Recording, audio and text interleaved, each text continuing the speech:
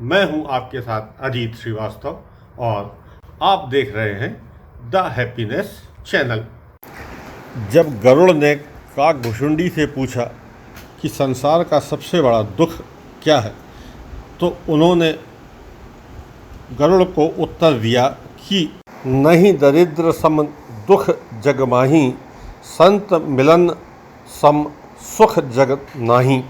वैसे तो हमारा देश एक विकासशील देश है और पहले से ही हम बहुत गरीब हैं, लेकिन कोरोना की जो दूसरी लहर आई है इसके बाद आंकड़े बताते हैं कि 97% लोगों की आय कम हो गई है। अर्थात जिस स्तर पे वो लोग थे उस स्तर से वो नीचे आकर थोड़ा गरीब हो गए। CMIE के अनुसार पिछले एक वर्ष में बेरोजगारी 11.9% हो गई है। कोविड की महामारी के बाद लगभग 1 करोड़ लोग बेरोजगार हो गए हैं। अब अगर एक व्यक्ति 4 लोगों का परिवार पालता है तो ये मान के चलिए कि लगभग 4 करोड़ लोग और गरीब हो गए। अब दूसरी ओर तेज़ी से महंगाई बढ़ी है।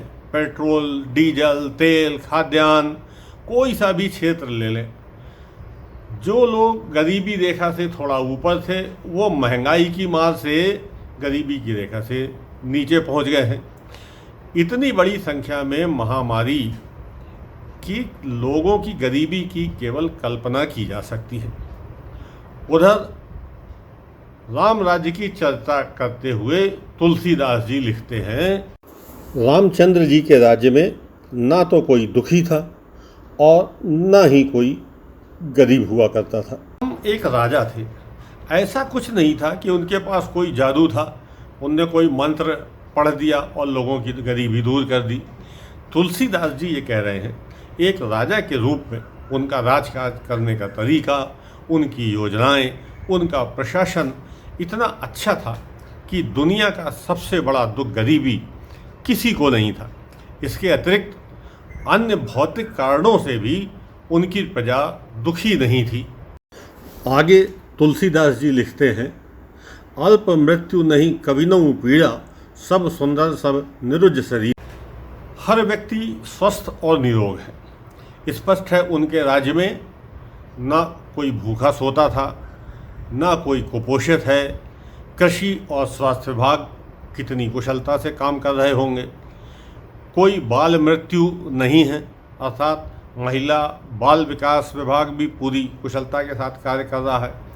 राम जैसा राजा या प्रशासक मिलना मुश्किल है, किंतु फिर तुलसीदास जी यह भी लिख गए हैं, जासु राज प्रिय प्रजा दुखारी, तेन्द्रप अवसी नरक अधिकारी।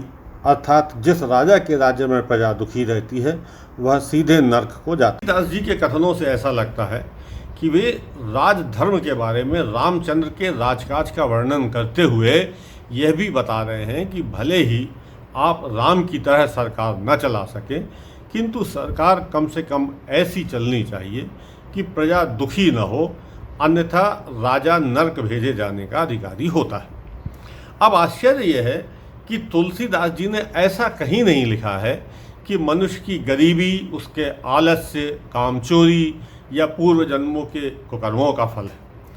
तो क्या तुलसीदास जी ये कहना चाहते हैं कि देश में गरीबी और दूसरी अन्य समस्याएं सरकार की ही गलत नीतियों और अकुशल प्रशासन का परिणाम है?